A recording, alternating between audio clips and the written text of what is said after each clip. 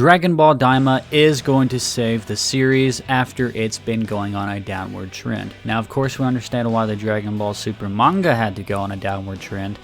The creator, Akira Toriyama, unfortunately passed away, and Toyotaro and the other people in the editorial staff room decided to take a bit of a break. However, the downward trend started before that.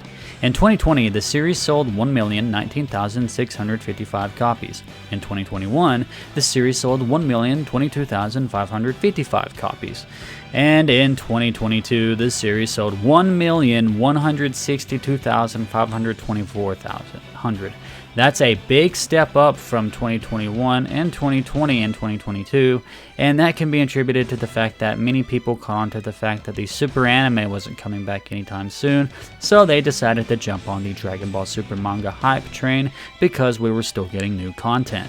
However, in 2023, we got the superhero recap arc for much of the year, and it only sold 702,897 copies. That's a monolithic, ginormous drop-off from 1,162,524 copies. And you may be wondering why it dropped off so bad. That's mainly because a lot of people wouldn't be interested in picking up a superhero recap arc in their manga that they're reading for new stuff because they don't have the Super anime back. Now myself, I of course picked up every volume because I love Dragon Ball and I want to have the entire Super manga collected, but a lot of people don't have that completionist collector's mindset, and they'll just pick up what they're genuinely interested in reading for new content, and that's not new content to them. They've already watched the movie, so they don't want to see it. And this isn't the only concerning trend that's going downward. If you look at the Bandai Namco products, they don't just make games, yes, they make products. You can look at their products and see that Dragon Ball Super, for the past 6 years, Dragon Ball as a brand was at number 1. Now, it's at number 6. This is concerning mainly because people are kind of falling off of Dragon Ball. Now, I don't want to say Dragon Ball's crashing and it's going to burn or anything. I still think that we're in for a better later 2024, but at the moment Toei Animation are not very interested in promoting the Dragon Ball Daima anime. The Dragon Ball Super manga is on hiatus, and Sparking Zero isn't out yet, so the Dragon Ball brand isn't in a lot of people's minds, and it's kind of falling off right now. I still think it'll pick up, but that's where I want to talk about today's big thing, and that is the Dragon Ball Daima anime is going to save Toei. It's going to save the franchise. These numbers are going to pick back up because it's the last thing Akira Toriyama worked on Dragon Ball related before his passing. Of course, that is if he didn't have any draft notes or anything laid out for the Dragon Ball Super manga. Daima, we know he was deeply involved with. It's the big 40th anniversary anime, and everybody's really excited for it, except Toei Animation. For some reason, they're not promoting it, and it's been months since the last trailer.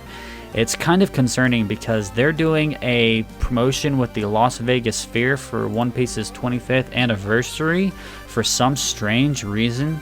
And Dragon Ball's 40th anniversary anime, which is set for fall 2024, has nothing, absolutely nothing released for it within the last few months. And it's strange because it should still be set to release in fall 2024.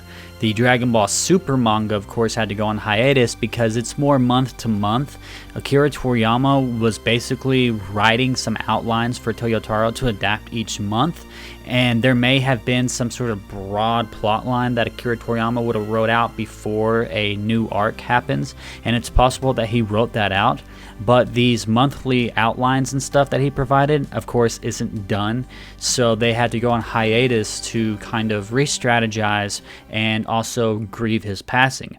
However, the Dragon Ball Daima anime, from what we know, is all set to release in fall 2024, and they are dead set on not promoting it.